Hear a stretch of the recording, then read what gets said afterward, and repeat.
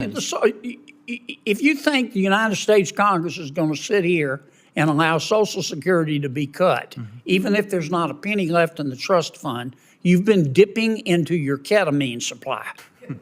It is not going to happen. We'll just go into the general fund and take the money, won't we?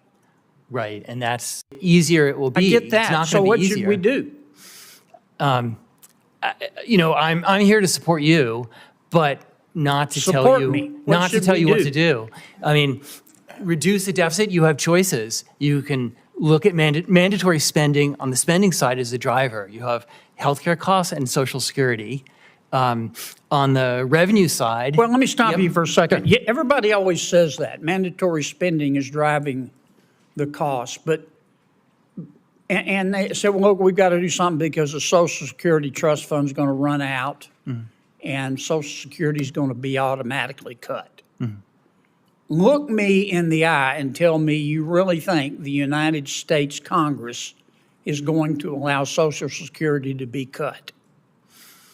I would expect some action to be taken before that happens. So if you think the United States Congress is going to sit here and allow Social Security to be cut, even if there's not a penny left in the trust fund, you've been dipping into your ketamine supply. It is not going to happen. We'll just go into the general fund and take the money, won't we? Right, and that would add to the deficit as compared to current law. So why do we, I get it. We make these distinctions between mandatory spending and discretionary spending, but it's really out of the same pot. That's right. There's just one general fund of the Treasury. Okay, so one option is to reduce our spending, correct? That's right. What if we cut our spending 1%?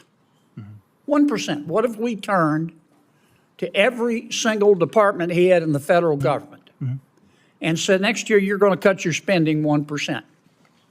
Not 5%, not 4%, 1%.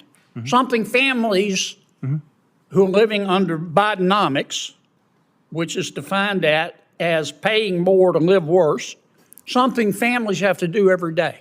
What would be the impact of a 1% cut by every budget officer? Yeah, so outlays next year are going to be just under $7 trillion. So 1% of that is $70 billion. We did 2%. What would be the impact? Yep, there'd be $140 billion. And that's the challenge, is that the deficit is so large that, that what you're saying, makes a difference, but is pretty modest relative to the size of the challenge. What do you think we would have to cut spending to get in control of our debt? Yeah. So if you just wanted to stabilize the debt, make it so that the debt's at 100%, Yes. it goes up not by too much. Yeah. You'd have to cut and do it on the spending side. You're talking about $5 trillion over 10 years. What percentage is that?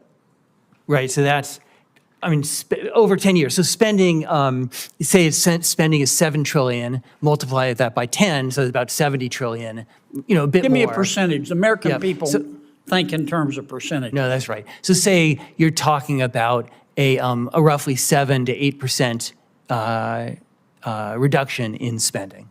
Overall, just to stabilize the debt. We'd still have a high debt. And then we could try to grow out of it.